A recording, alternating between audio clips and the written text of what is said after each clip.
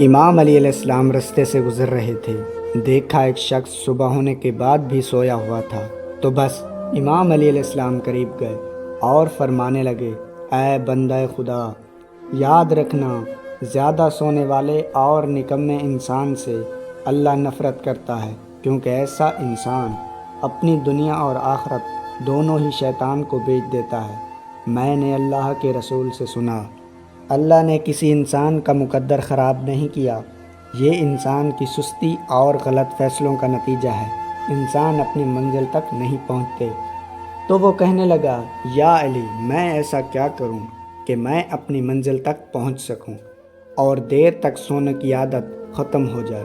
تو امام علی علیہ السلام نے فرمایا، تم رات کو سوتے وقت سورہ نصر کو 21 مرتبہ پڑھو اور اللہ سے دعا کرو، اے اللہ، سستی اور دیر سے سونے کی عادت کو میرے وجود سے نکال دے۔ اللہ کے کرم سے تم اس عادت سے نجات پا کر کامیابی اور فراوانی تک پہنچ جاؤ گے، کامیابی اور فراوانی تک پہنچ جاؤ گے۔